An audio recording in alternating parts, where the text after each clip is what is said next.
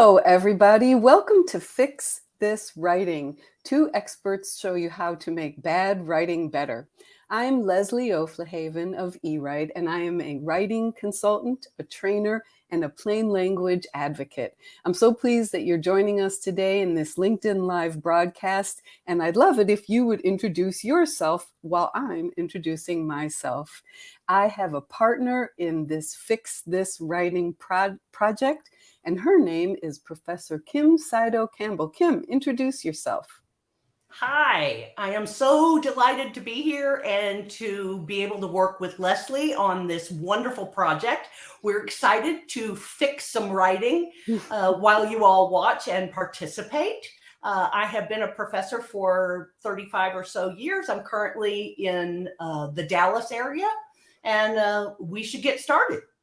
Yes, let's do that. So while Kim and I are talking and while we're showing you this staggeringly bad example of writing, we would love to have your comments. So keep the conversation going in the comments section. If we don't answer a question you posed today, we will visit the comments section after the broadcast is over and we'll answer you then. We'll keep that conversation going. So you are here for the very first broadcast of Fix This Writing. Kim and I will be doing this broadcast monthly, and the next one will be July 18th. And that session, I'm going to show you one of the most difficult letters I have ever seen. It's a letter from an insurance company, and I think even if you have a Ph.D., you won't be able to understand that one. So today we have a different sample of writing we'd like to share with you, and here's how our Fix This Writing broadcast will go. We're going to show you the sample of writing. Kim selected this one today, and she's going to talk a little bit about why this writing is bad, and we want to know why you think it's bad. And then she's about to fix this writing. So, are you ready to share, Kim? Should I bring it on up? Yes, okay. Let's do it. Let's All see right, the back. Here we go. Let's see what needs to be fixed. Yes, indeed. Let's see what needs to be fixed. Okay, Kim, tell us what we're looking at here. All right. So this is an email that my husband received from a company from whom he bought a dash cam. Mm-hmm. He did the transaction through Amazon. The only way to contact the company was through Amazon. So we sent a message to them about how the dash cam wasn't working. And then what we got back was this email from Jed. Okay. So if you've had even a chance to look at the first couple of sentences, you'll see that there are a lot of issues, a whole lot of issues. What do you see here, Kim? So the very first thing I see is a thanks. And I don't want to be thanked because I have not done anything to be thanked for. I'm asking for help, and I don't think that deserves a thanks. So for me, right away, the tone is off. Then when I get to, does the dash cam cannot turn off? I have a couple of thoughts. So the first one is this email, poor Jed, was written by someone who's not a native speaker of English. And my guess is that Jed doesn't really want to do customer support, but perhaps at his organization, he's the only one who could. Maybe he's the only one who does speak and write English. And so I'm also thinking the whole time, okay, this is not good for me because I'm pretty sure this is not going to work. The first thing that they tell me is you need more detailed information, but then the next paragraph, if the cam doesn't turn on, please unplug. And then there's a long list of things I'm supposed to do, blah, blah, blah, blah, blah. And then more stuff. Then I get all the way to the bottom and it tells me so I should have taken a video. Well, what if I already followed all those directions? And then at the bottom, it tells me to take a video. So there are so many things going on here. that I have zero confidence in, I'm sorry to say, Jed, but more importantly, I have zero confidence in the company that sold my husband this device. Are there other things? I'm looking in the comments to see what Jed has not been trained. Yes, I'm guessing Yes. that's absolutely true. Yes, yes.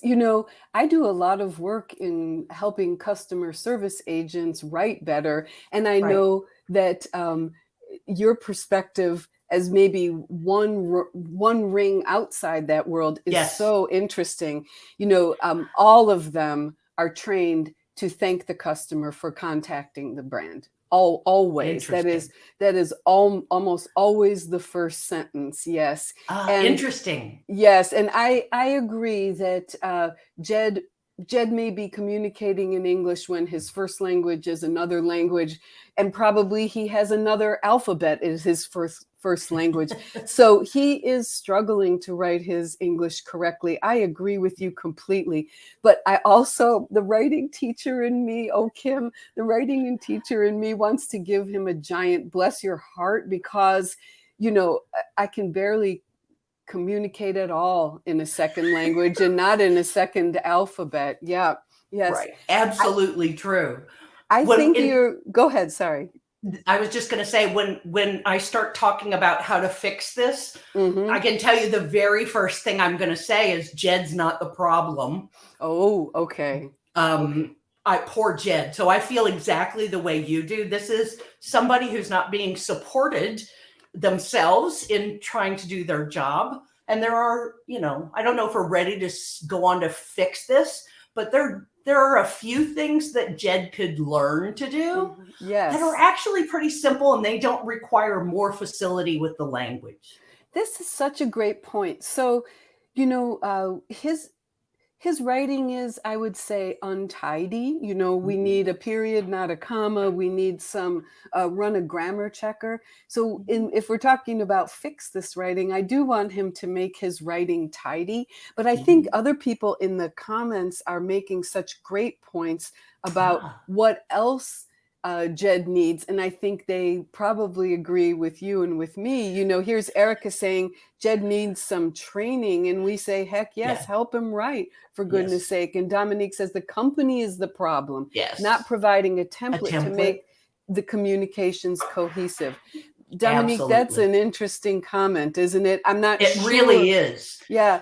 And part of what I think about that, about Dominique's comment, is surely, if this is a common problem, and my guess is that it's probably common enough, Mm-hmm. then the company should have worked not only to have a template, but maybe even a PDF so that Jed could reply in writing and then provide a link or attach a document or Mm-hmm. something that would actually have a very carefully planned and executed set of instructions. Mm-hmm. And Jed wouldn't have to do it, in every email that he responds to. That's right. Actually, Kim, I just had an aha between you and me. When we came up with Fix This Writing, we were talking about Fix This Writer. But Yes. this conversation look at one person says there's a lot of noise between the customer and Jed. Yeah. And Sam is saying the raw link isn't accessibility friendly as well. That's a great Yeah. point. But Yeah. I've just realized how much fix the way this company sets the writer up to do a good job, how Yeah. important that is. Yeah. Yes, That's absolutely. Great. Yes. absolutely true. Mm-hmm. All right. And what does Jennifer have to say? Jennifer says if there's multiple possible solutions, make 2 lists of solutions for the customers. We're so glad to have the L word list in this Yes, conversation because absolutely. I know that's about to be something you're going to talk about. And there's my friend Badu. Hello, Badu. Thank you for joining. He says I'm gracious, but I know he's gracious. Templates are not a panacea. Badu is right. They often require some adapting. Hey, Kim, can I ask you a question based on Of Badu's course. comment? You know people. Do you think Jed would be capable of free texting or customizing within a template?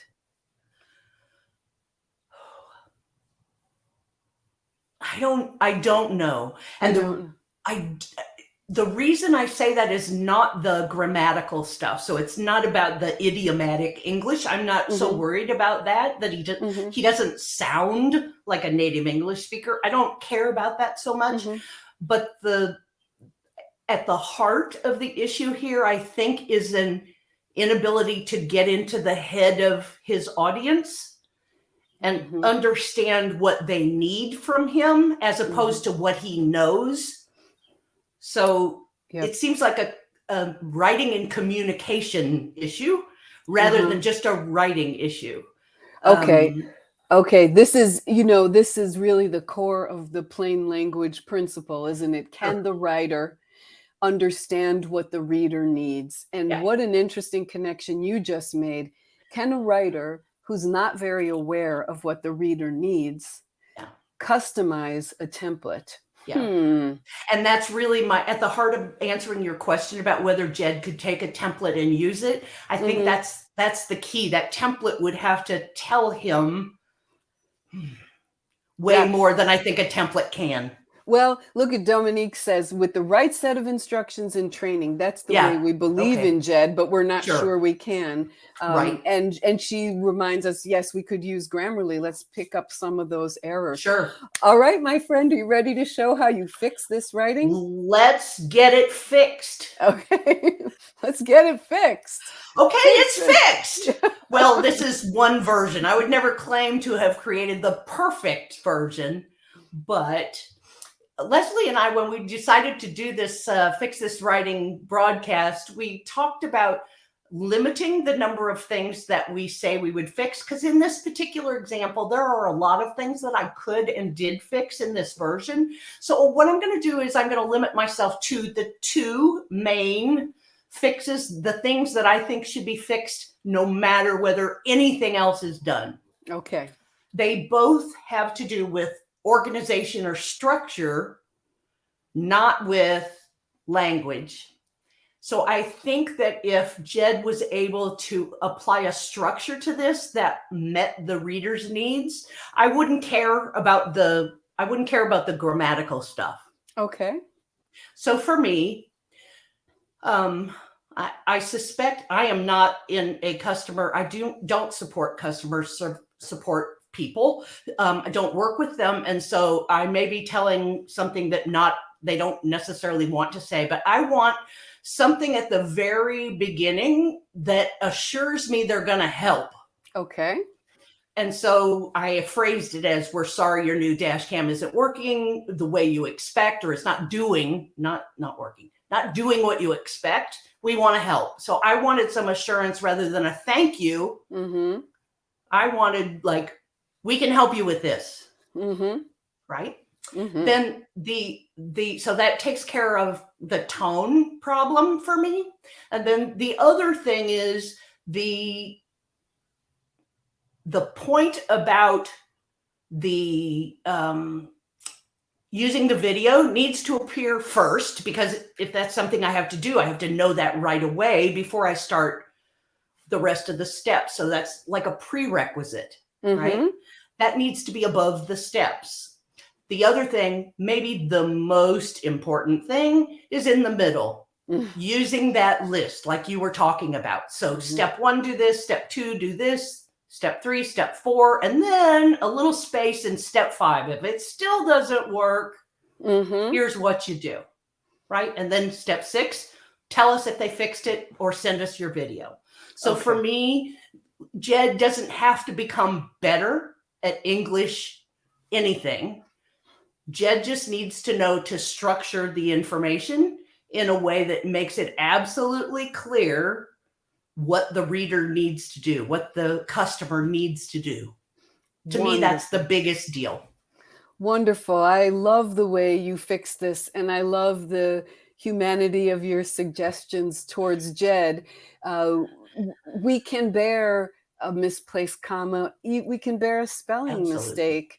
Even to writing teachers who love correctness more than anything else, we can bear untidiness if the reader can do what they need to do when they read the document or the email in this case. Hey, our wonderful joiners, would you tell us, how would you fix this email?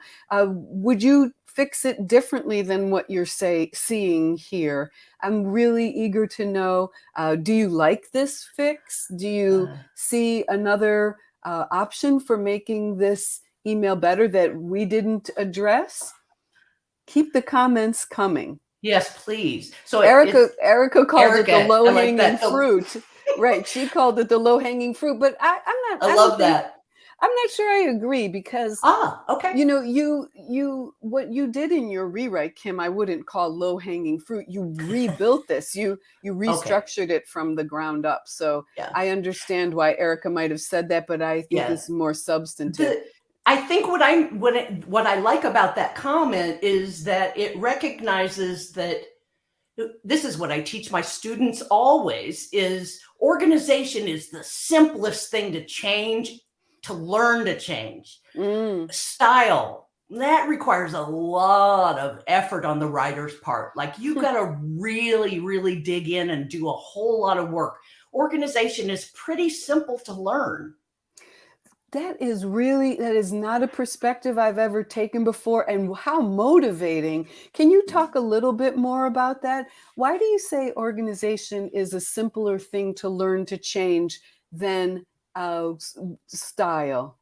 So, because style and language in general is tied to our identities, we're not usually, it's very difficult to take the perspective of changing your personality, which is what you're displaying when you write. So organization is less about you, I think, for everyone, right?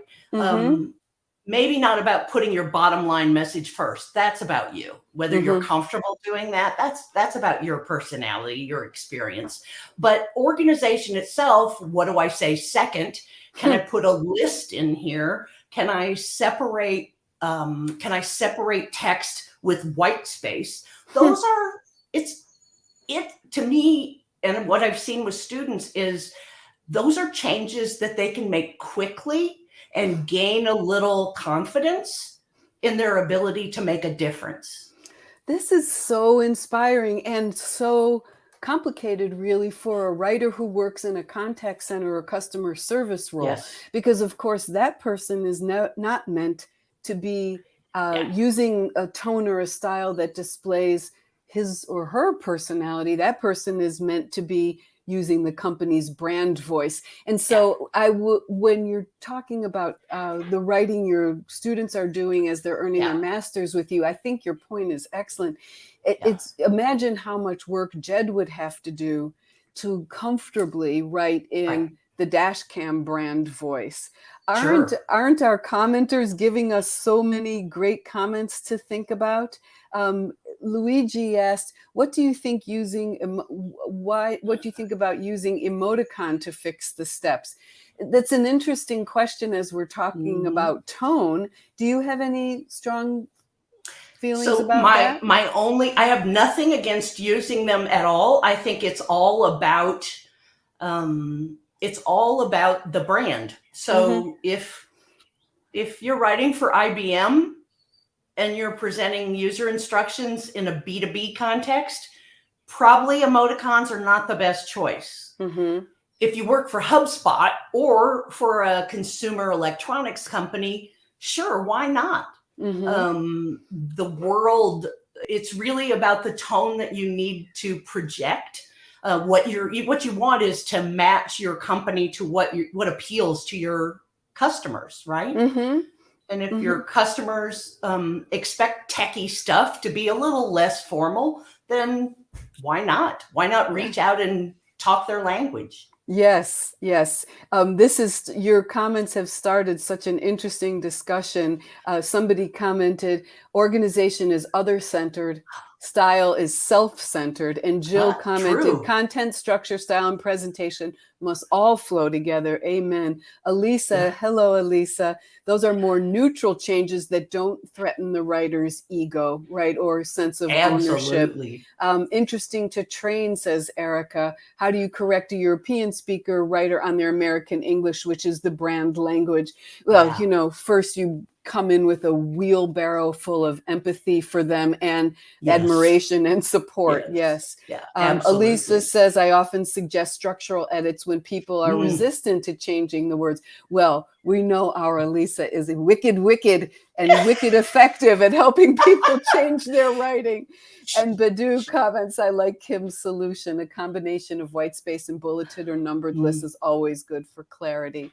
Wonderful. Well, Kim, I love the rewrite that you did here. Thank you. And I didn't, as a dash cam customer, I wouldn't feel so calm to cope with all these problems and video, to make a video of myself coping with the problem. Exactly. So when you fixed it, it was much better. Anything else you'd like to say? We're ready to wrap up, I think. I really appreciate the comments. And because I talk so much, I didn't get a chance to read as many. So I look forward to reading what you all have offered us. I really hope that you'll continue commenting, because those comments will continue to be available to us even when we are not live anymore. And Indeed. I really hope that you will join us again next month. I'll let Leslie wrap it up. I will. So Ben commented about adding a couple screenshots may also help. And indeed, I think this is a topic that will come up in future Fix This Writing sessions. And that is, how does the writer know when an image is called for, when an image is the thing, not a word? Thank you, Ben, for offering that. And Renee commented, keeping white space and not bogging down all the information. Yeah. Erica's comment, it's challenging, but always worth it to take the human approach. Well, absolutely. We don't have a tattoo for Fix This Writing, but if we did, Erica's comments would be it. Yes, it would. Yes, it would. All right. So we're ready to say almost goodbye now. Our reminder that we will join you on July 18th for our next Fix This Writing session.